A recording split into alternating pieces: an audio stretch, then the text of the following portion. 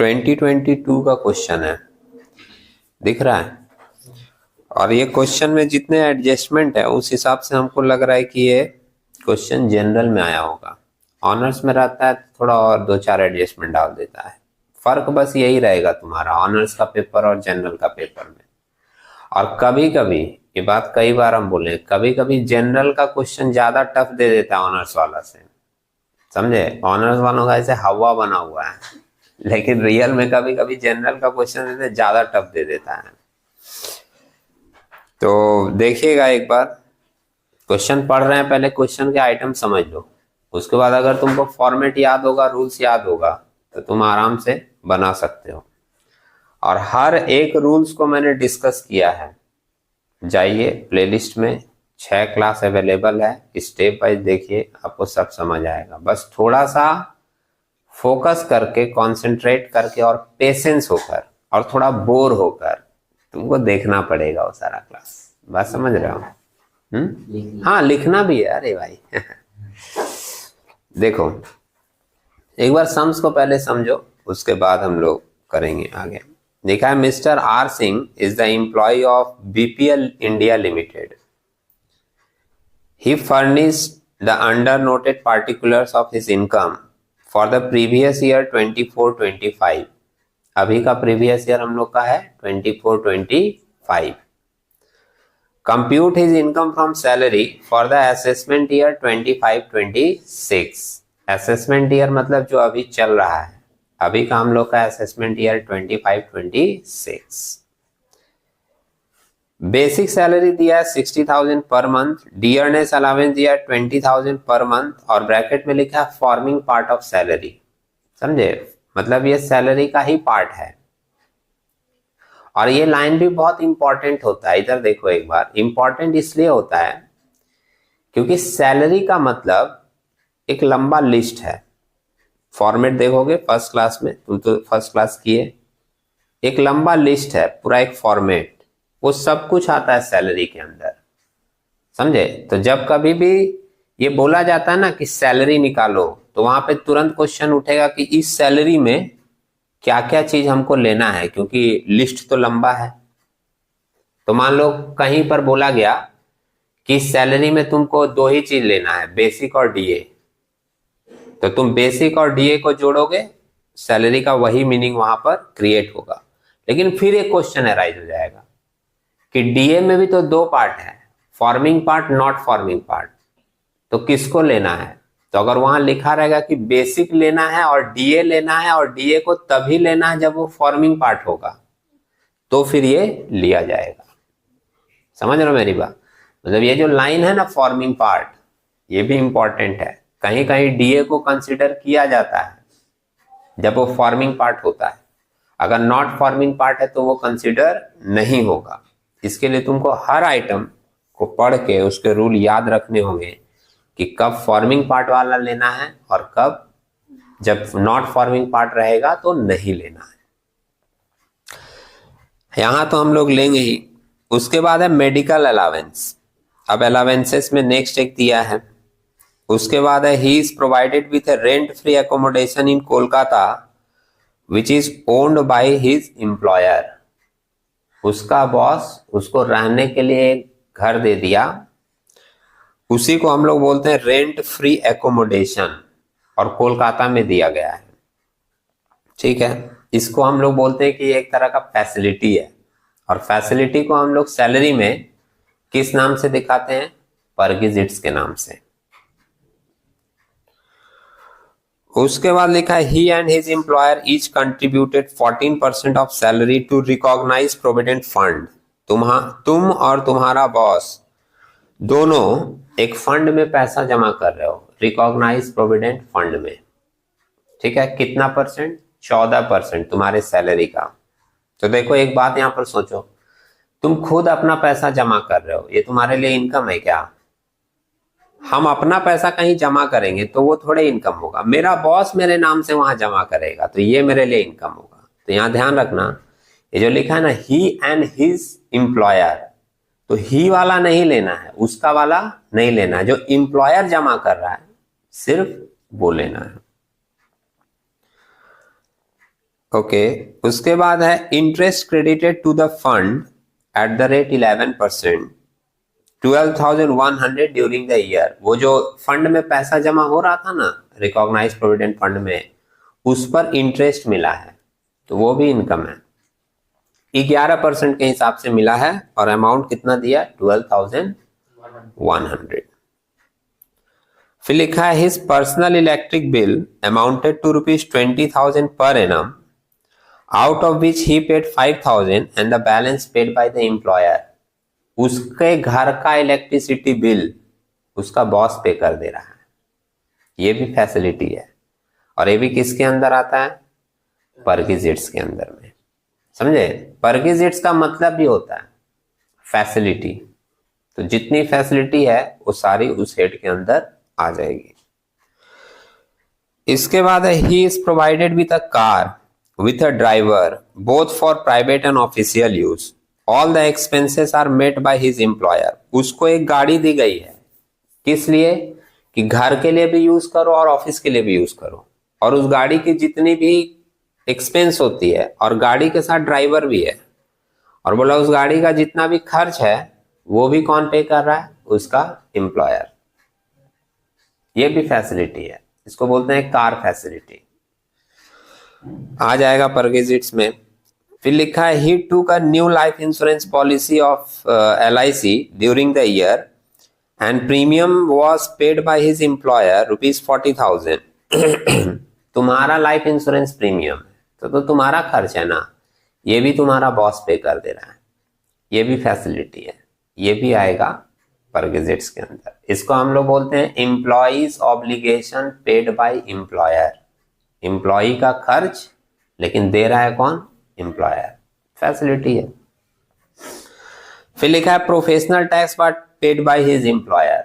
Professional tax भी तुम्हारा खर्चा है, तुमको पे करना है, लेकिन तुम्हारा बॉस दे रहा है, ये भी फैसिलिटी है। इस सम्स में परक्विजिट्स का आइटम ज्यादा दिया है, किसी किसी सम्स में क्या होता है? अलाउंस का आइटम ज्यादा दे देता है, समझे? तो अच्छा है, ये सम्स उठ गया तो अच्छी बात है। परक्विजिट्स में ही स्टूडेंट्स को ज्यादा कंफ्यूजन भी होता है। फिर लिखा है his employer provided him with a laptop for official and private use, original cost है 45,000। ये भी फैसिलिटी है, तुमको लैपटॉप दे दिया और बोला कि इसको ऑफिस के लिए भी यूज करना और घर के लिए भी यूज करना। वो नहीं भी बोलता तो कर ही लेते हैं है ना। और इसका कॉस्ट कितना है? 45,000। ये भी फैसिलिटी है। चलिए, तो सम्स तो सारा हम लोग समझ लिए। अब हम लोग क्या कर रहे हैं, इसमें कैलकुलेशन स्टार्ट कर रहे हैं। तो पहला हेडिंग देख लिए ना, ऊपर लिखने का तरीका कैसे लिखेंगे? Computation of income from salary of mister R Singh, a resident individual for the assessment year, जो अभी हम लोग का असेसमेंट ईयर है 25-26, रिलेटिंग टू प्रीवियस ईयर 24-25। अब क्या करना है, एक एक आइटम आपको स्टेप वाइज लेने हैं, लेकिन ध्यान रखना कि जिसका जो टैक्स ट्रीटमेंट है वो अप्लाई करके लेना है। इसीलिए तुमको इसमें जितना भी आइटम दिया गया है सबका टैक्स ट्रीटमेंट पता होना चाहिए। अब मन में क्वेश्चन होगा टैक्स ट्रीटमेंट क्या होता है, तो एक बेसिक बात बताते हैं। जैसे सम्स में तुम्हारा सबसे पहले क्या दिया था? बेसिक सैलरी, है ना। तो बेसिक सैलरी का टैक्स ट्रीटमेंट बोलता है कि ये फुल्ली टैक्सेबल होता है। बेसिक सैलरी, बेसिक सैलरी क्या होता है? Fully taxable. फुल्ली टैक्सेबल का मतलब है कि उसका पूरा अमाउंट तुमको यहाँ दिखा देना है, उसमें कोई छूट वगैरह नहीं है। अब बेसिक सैलरी सम्स में कितना दिया था? 60,000। 60,000 पर मंथ था, सुन रहे हो मेरी बात? और हम लोग जो इनकम कैलकुलेट करते हैं वो 1 साल का, इसलिए 12 से मल्टीप्लाई करके लेंगे, है ना। 12 छंग 72 मतलब 7,20,000। ये हो गया बेसिक सैलरी। इधर देखो संदीप, अभी जैसे मन में आप बाहर क्यों लिखे, अंदर भी लिख सकते थे। तो जिस आइटम का टैक्स ट्रीटमेंट तुम पढ़ोगे कि ये फुल्ली टैक्सेबल है, उसको डायरेक्ट बाहर दिखाएंगे। जिसमें लिखा रहेगा कि इसमें कुछ कैलकुलेशन होगा या इसमें से कुछ छूट मिलेगा, उसको अंदर लिखेंगे, उसमें से कुछ छूट दिखाएंगे जो एज पर रूल है, उसके बाद फिर बाहर लिखेंगे। ठीक है। उसके बाद फीस हम लोग के फॉर्मेट में था fees, commission, bonus, gratuity, pension, leave, salary. Format पूरा याद होना चाहिए जिससे तुम स्टेप बाय सोच पाओगे चीजों को, समझे। तो हमारा फॉर्मेट में क्या था, बेसिक सैलरी, फिर fees, commission, bonus, gratuity, pension, leave, salary, encashment. उसके बाद था रिट्रेचमेंट कंपनसेशन फंड, फिर था compensation receive under voluntary retirement scheme. ये सारा आइटम सम्स में नहीं है। उसके बाद हम लोग के फॉर्मेट में था अलावेंसेस।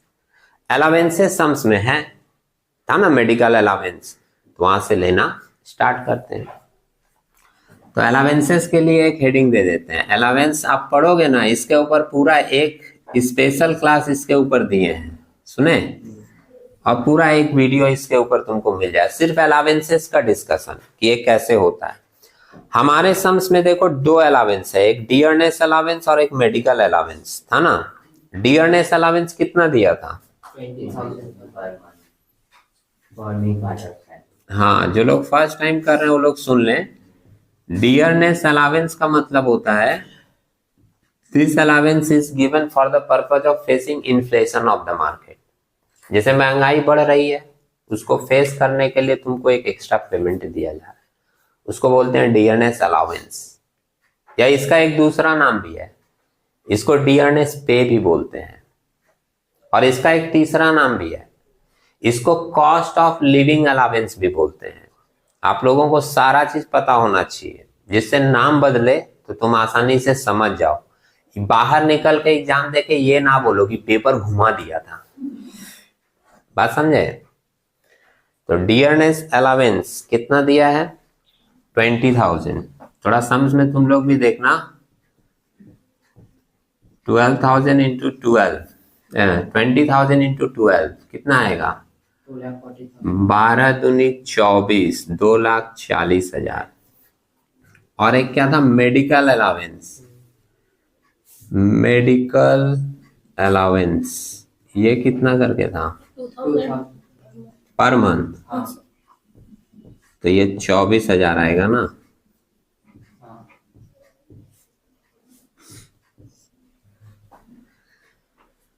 264।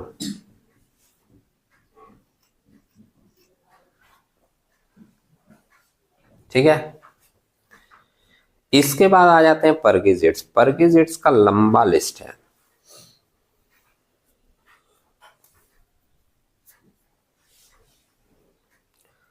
रेंट फ्री एकोमोडेशन सबसे पहले लेंगे, पहले परक्विजिट्स का हेडिंग दे दें।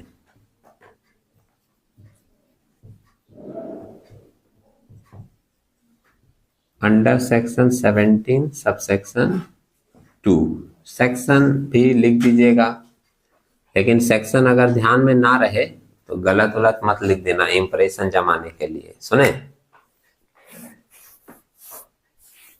अब परक्विजिट्स में सबसे पहले उसको रहने के लिए घर दिया था, है ना। और घर कहाँ दिया था, कोलकाता में। ठीक है। अब देखिए इसका रूल क्या है कि एम्प्लॉयर अगर तुमको रहने के लिए एकोमोडेशन दिया है और वो एकोमोडेशन मेट्रोपॉलिटन सिटी कोलकाता वगैरह में है, तो हम लोग लेते हैं कितना, 10% ऑफ सैलरी, समझे। इसमें भी दो पार्ट है।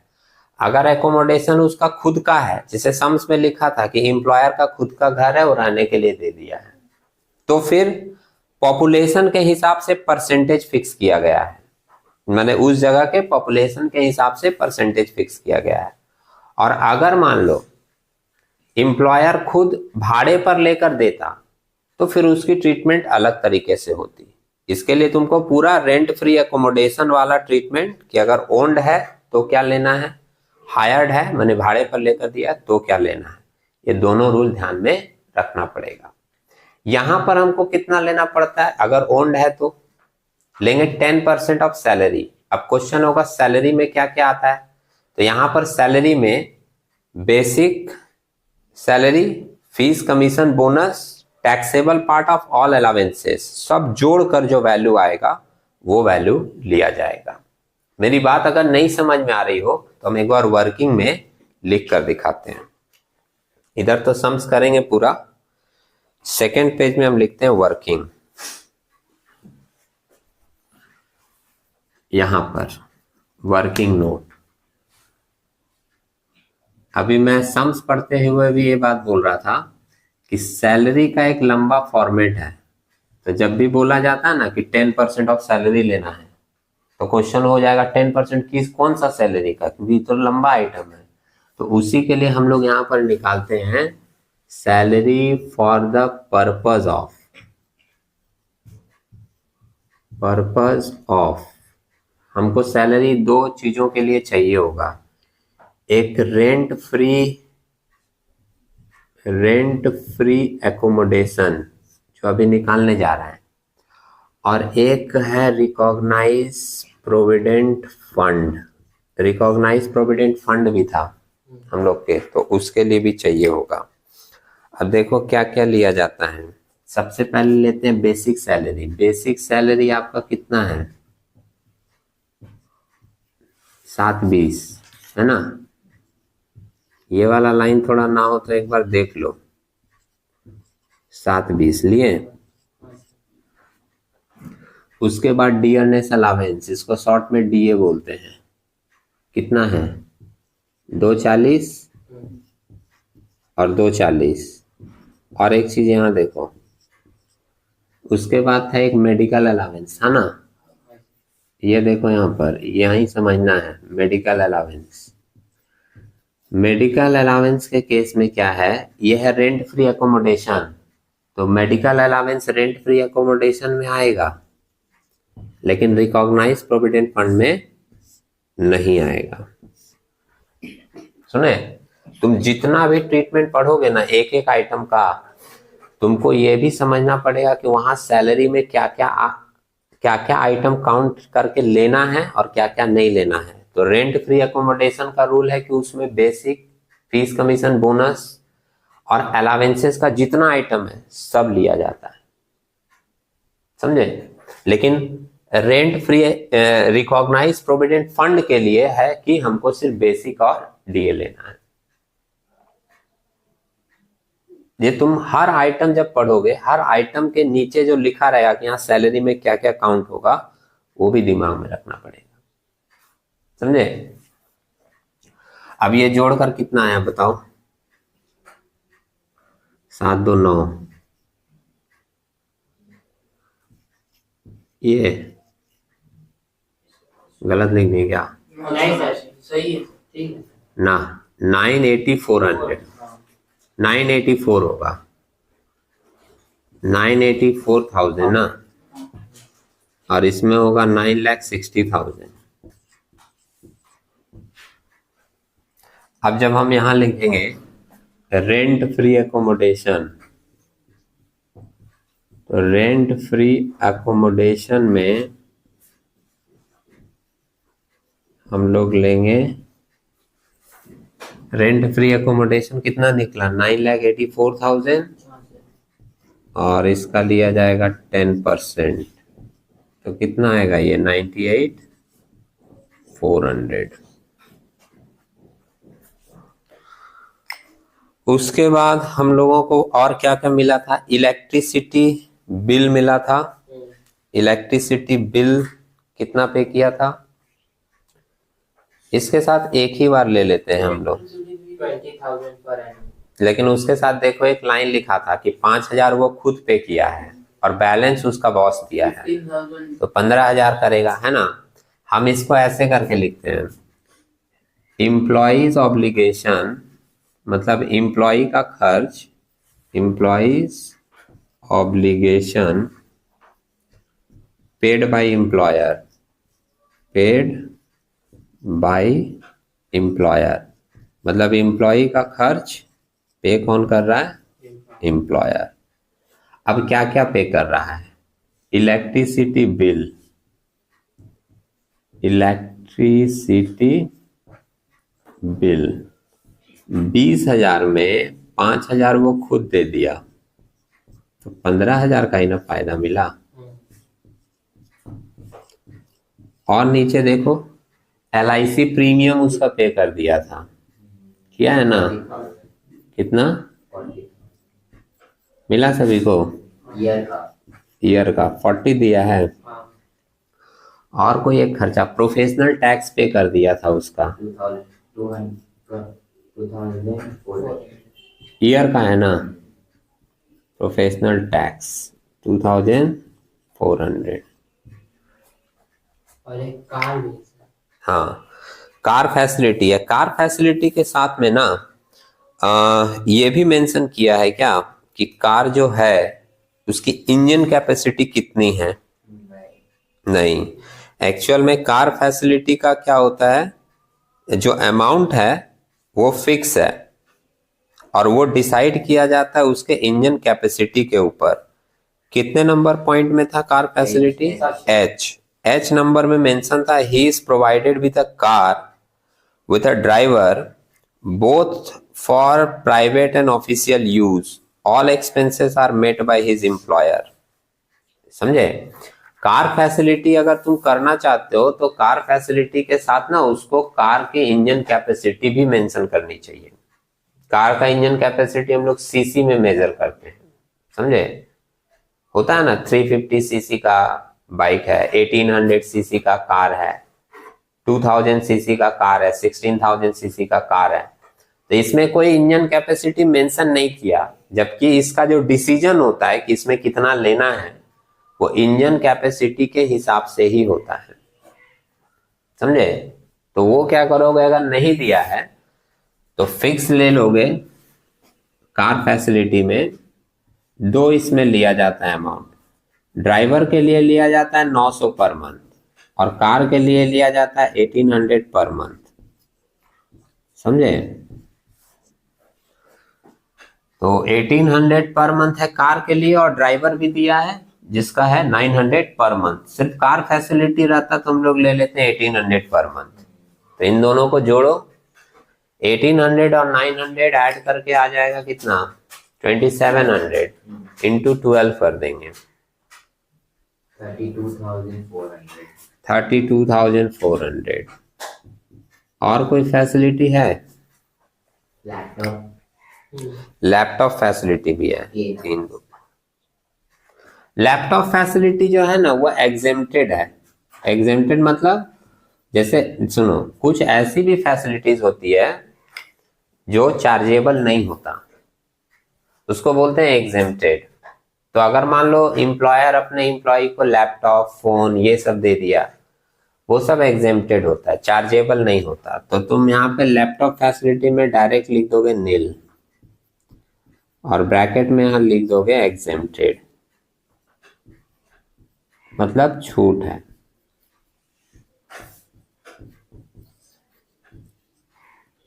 नील। और शायद कोई फैसिलिटी नहीं है ना? इन सबको ऐड करके बताओ कितना आ रहा है।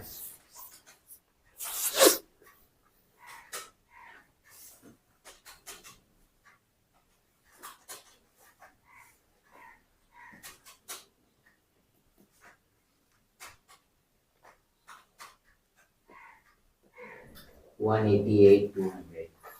188 200 188 200। ठीक, इसके बाद लेते हैं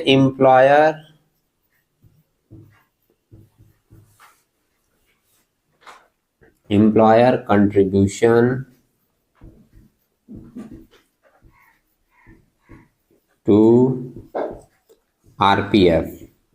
रिकॉग्नाइज प्रोविडेंट फंड में मेरा बॉस कंट्रीब्यूट किया, सम्स में लिखा था 14% ऑफ सैलरी। और यहाँ देखो एक बार बोर्ड पे हम बोले ना, ये जब भी बोलेगा ना 10% ऑफ सैलरी, 14% ऑफ सैलरी, तुरंत क्वेश्चन उठेगा कि सैलरी में क्या क्या लेंगे। तो उसके लिए ही यहाँ पर निकाला गया था कि रिकॉग्नाइज प्रोविडेंट फंड में सैलरी में ये दो आइटम आता है, 9,60,000 दिखा जोड़कर। तो वो जो बोला है ना कि 14% ऑफ सैलरी लेना है आरपीएफ के लिए, वो इसी का हमको ले लेना है 14%, 9,60,000 का। तो कोई एक बार निकाल कर बताओ 9,60,000 का 14%। 60 1,34,400 आया? इसका एक रूल है, इसमें से कुछ छूट मिल जाता है तो हम लोग लिखेंगे लेस एग्जेम्प्टेड। कितना छूट मिल जाता है?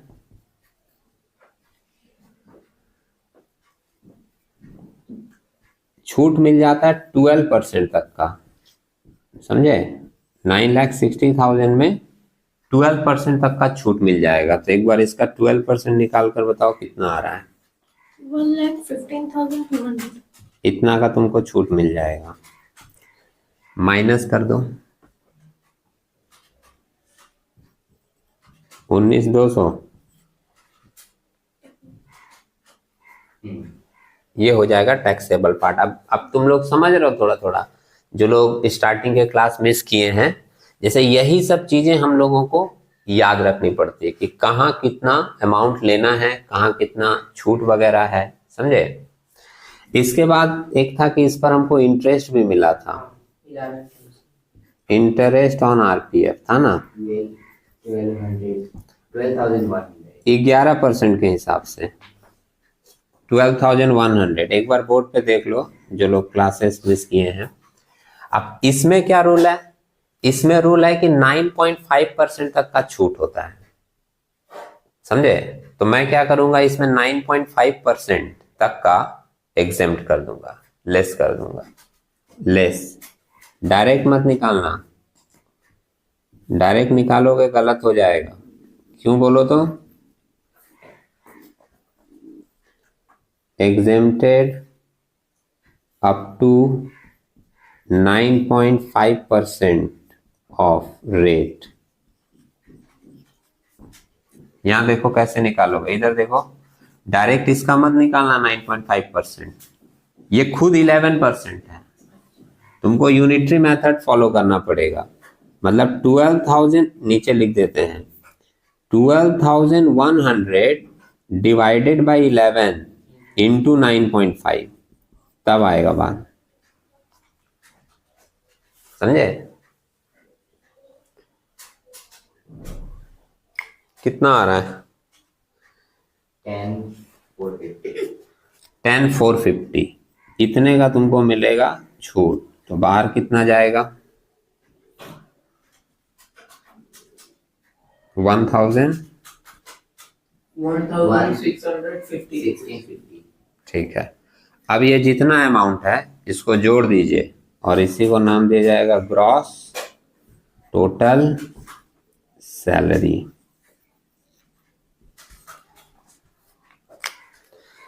थोड़ा पानी पी लेते हैं।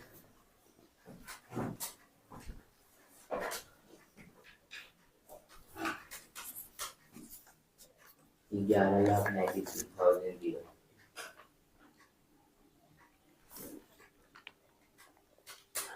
कितना बोले? 11 लाख।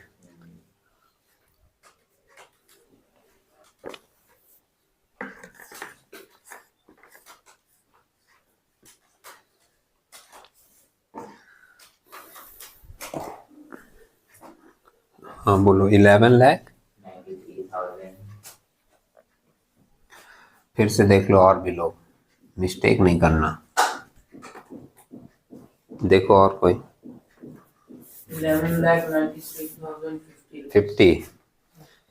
11,93,050 है ना? ये ग्रॉस टोटल सैलरी आया। इसमें से कुछ छूट मिलता है। 3 तरह के छूट लिखवाए गए हैं फॉर्मेट में, एक स्टैंडर्ड डिडक्शन, एक एंटरटेनमेंट अलावेंस और एक प्रोफेशनल टैक्स। तो इसके बारे में सुनना। स्टैंडर्ड डिडक्शन जो है वो फ्लैट सबके लिए है और उसका अमाउंट भी फिक्स है 75,000। पहले देखोगे पुराने बुक में 50,000 मिलेगा, लेकिन अभी क्या हो गया, उसका अमाउंट चेंज हो गया कि आपको अभी इस बार कितना स्टैंडर्ड डिडक्शन मिल जाएगा, 75,000 फ्लैट छूट है। दूसरा छूट मिलता है एंटरटेनमेंट अलावेंस का, लेकिन उसके लिए रूल याद रखना कि एंटरटेनमेंट अलावेंस का छूट सिर्फ गवर्नमेंट एम्प्लॉय को मिलता है, नॉन गवर्नमेंट एम्प्लॉय को नहीं मिलता। इसमें तो लिखा नहीं था कि वो गवर्नमेंट एम्प्लॉय है, तो एंटरटेनमेंट अलावेंस का छूट इसको नहीं मिलेगा। और तीसरा जो प्रोफेशनल टैक्स है, प्रोफेशनल टैक्स का छूट मिलता था ओल्ड टैक्स रेजिम में, समझे? और इस सम्स में भी, पूरा सम्स पढ़े थे हम लोग, सम्स में भी कहीं नहीं लिखा था कि आदमी ओल्ड टैक्स रिजीम फॉलो करता है, समझे। तो अगर ओल्ड टैक्स रिजीम नहीं है, डिफॉल्ट टैक्स रिजीम फॉलो करके ये अपना टैक्स ट्रीटमेंट कर रहा है, तो उसमें डिफॉल्ट टैक्स रिजीम में प्रोफेशनल टैक्स का डिडक्शन भी हटा दिया गया है। मैं लिख के दिखाता हूं इसके नीचे जस्ट, ठीक है, यहां पे लिखता हूं। जैसे हमने फॉर्मेट में लिखवाया कि इसमें से हम लोगों को कुछ छूट मिलता है, डिडक्शन। तो डिडक्शन में हमने कहा कि 3 तरह का डिडक्शन है अंडर सेक्शन 16, लेकिन हम इसको सिर्फ एक ही दिखा रहे हैं, अंडर सेक्शन 16 सबसेक्शन रोमन 1, ठीक है, स्टैंडर्ड डिडक्शन। और हम बोले कि स्टैंडर्ड डिडक्शन ना फ्लैट दिया जाता है 75,000, सुन रहे हो, और इसका अमाउंट फिक्स है, 75,000 मिलेगा ही। तुम बोलोगे तो दूसरा वाला डिडक्शन इसको क्यों नहीं मिला, एंटरटेनमेंट अलाउंस का? तो बोले कि उसका रूल लिखा हुआ है कि एंटरटेनमेंट अलाउंस का डिडक्शन मिलता है सिर्फ गवर्नमेंट एम्प्लॉय को, ये तो गवर्नमेंट है नहीं, इसलिए इसको नहीं मिला। तुम पूछोगे कि फिर तीसरा वाला डिडक्शन प्रोफेशनल टैक्स वाला इसको क्यों नहीं मिल रहा है? तो उसके लिए हमने कहा कि प्रोफेशनल टैक्स का डिडक्शन ओल्ड टैक्स रिजीम में था। अभी भी कोई पर्सन अगर ओल्ड टैक्स रिजीम से अपना कैलकुलेशन करेगा तो उसको प्रोफेशनल टैक्स का डिडक्शन मिल जाएगा, लेकिन सम्स में लिखा नहीं है कि ये ओल्ड टैक्स रिजीम फॉलो करता है, तो हम लोग मानेंगे कि ये डिफॉल्ट टैक्स रिजीम फॉलो करता है, और डिफॉल्ट टैक्स रिजीम में प्रोफेशनल टैक्स का डिडक्शन अलाउड नहीं है। बात समझे? वही हम लोग दूसरा सम्स करेंगे, उसमें लिखा रहेगा ना कि ये ओल्ड टैक्स रिजीम फॉलो करता है, तो उसमें प्रोफेशनल टैक्स का भी डिडक्शन मिल जाएगा, ठीक है। तो हम लोग को ध्यान में रखना पड़ता है कि 3 डिडक्शन है, लेकिन तीनों के रूल भी ध्यान में रखने पड़ते हैं। तो हम इसमें से 1193 में डायरेक्ट माइनस करेंगे कितना, 75,000, और माइनस करके कितना बचेगा, 111 80 50। देखो तो सही लिखे हैं। अच्छा, ऐसे अगर बोले तो 11,18,050 ये आएगा हमारा इनकम फ्रॉम सैलरी। मतलब फाइनल इसका इनकम फ्रॉम सैलरी आ रहा है 11,18,050, ठीक है। अगर कोई बात बाद में भी दिमाग में आ जाए या कंफ्यूजन आ जाए तो तुम लोग पूछना, मैं क्या करूंगा, बताऊंगा उसको भी, ठीक है। अभी इसको पहले